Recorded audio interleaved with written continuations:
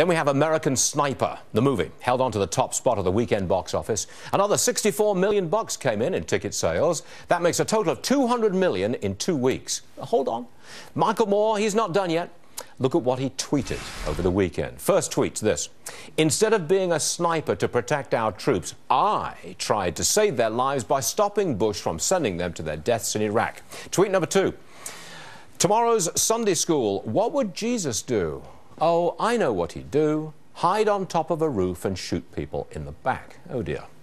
Fox News national security analyst Katie McFarlane is here. Katie, look, I put that in the show because I'm disgusted at it, and I know you are too, but I wanted to get it out there. This guy, but the thing is, this guy's irrelevant, isn't he? Well, yeah, that's why he's trying to write himself into the stories, trying to say, hey, wait, look at me, I'm really relevant. And when most people look at him and say, right, there are American heroes who are willing to bleed and die for your right to have more Big Macs, I guess. But here is a man who... That was nasty. That was nasty. I'm sorry, that was really petty and catty, but it was true. Here's a guy who really is talking about American heroes, and the American people get it. They understand that freedom isn't free, and somebody has to pay the price. And it's not just somebody who is a sniper, it's somebody whose whole family goes to war and then lives the rest of their lives with the consequences of the damage, physical, mental, psychological, it does to anyone who fights. Tell me about the latest in terrorism and hostages.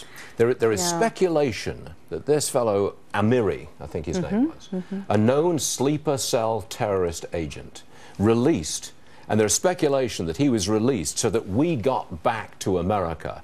The American couple, the Changs, I think they are, in Qatar, who'd been in prison for a couple of years, I think, because of the death of their daughter. Now, that looks like a swap, a direct swap of hostages, and that's not what the Obama team says they're doing. No, they say that it's not. It's, I guess, just a coincidence. The problem is the original sin of it was when we released 5 jihadis from Gitmo in exchange for Sergeant Bo Bergdahl. Now, why is that a problem? You know, you look and think, well, this is great, we're getting an American back. What it does is it says, terrorists, if you take hostages, that's a good currency. You can swap them for prisoners that you want to get back into the fight. You can sell them for ransom, which will pay for your operations. I take this really personally because when I was in the Reagan administration, a man who worked for me, Colonel Higgins, Rich Higgins, he was taken hostage and tortured and ultimately killed by Hezbollah, and his wife would come to me while he was a hostage and say, what can we do, what can we do? The terrible thing, and any president faces this, any senior leader faces this, do you try to get that person out, knowing that if you do, you are signing the death warrants of future American hostages. And all presidents have made the tough decision and the tough call to say, no, we don't negotiate with hostages, we don't pay ransom, and it's a great tragedy for any family who has to go through this, but there's a reason for that policy. But the bad guys here, the Islamic terrorists, they used to be funded by oil money. But now the price of oil is $45 a barrel, not $105, and they've got a problem.